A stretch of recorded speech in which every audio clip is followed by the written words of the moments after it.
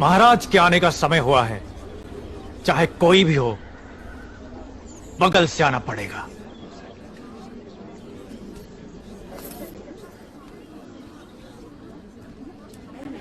आप आगे आइए।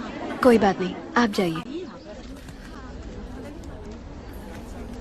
आओ आओ, जल्दी जल्दी आओ। पीछे अभी बहुत लोग बाकी हैं। सबको आगे आना होगा। आओ। इसके बाद तुम।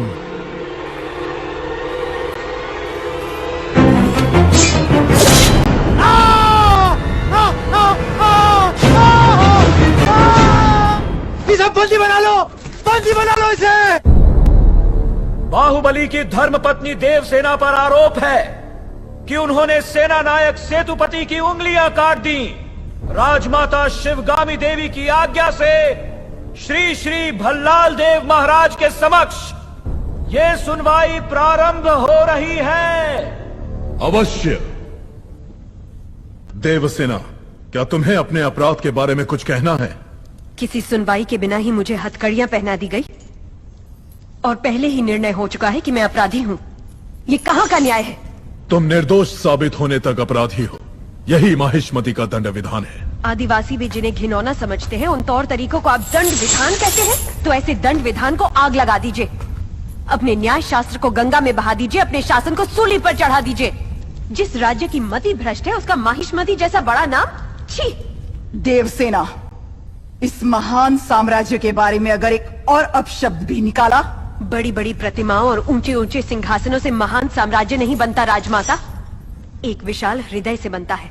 लगता है वो यहाँ किसी के पास नहीं है। धिक्कार है।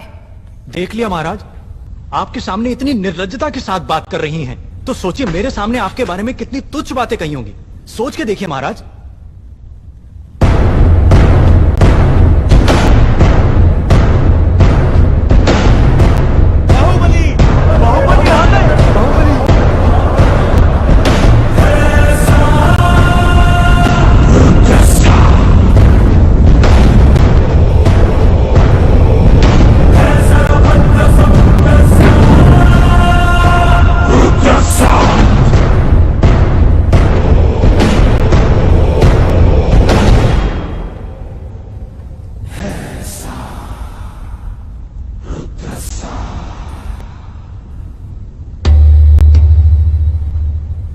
वास्तव में क्या हुआ था बताओ सेतुपति।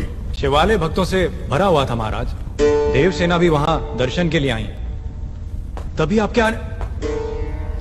आने का समय हो गया था, तो मैंने उनसे कहा कि वो मुख्य द्वार की जगह दूसरे द्वार से आए। बाहु, ये क्या व्यवहार है? तुम पीड़ित को धमका रहे हो। विनती करने से सच बाहर नहीं आएगा महाराज। अपनी हद पार कर रहे हो बाहुबली। एक गर्भवती को बेड़ियों के साथ खड़ा करके ये सभा पहले ही अपनी हद पार कर चुकी है माँ। चाहे गर्भवती हो या वृद्ध, तुम हो या मैं, न्याय विधान सबके लिए एक है। जानते भी हो क्या हुआ था? क्या हुआ था देवसेना? शिवालय में सभी महिलाओं को एक तरफ बुलाया। अंदर भेजने के बहाने वो सब पर हाथ डाल रहा था। मेरे साथ भी वो यही करने वाला था, तो उसकी उंगलियां काट दी। गलत किया देवसेना। औरत पर हाथ डालने वाले की उंगलियां नहीं काटते, काटते हैं उसका गला।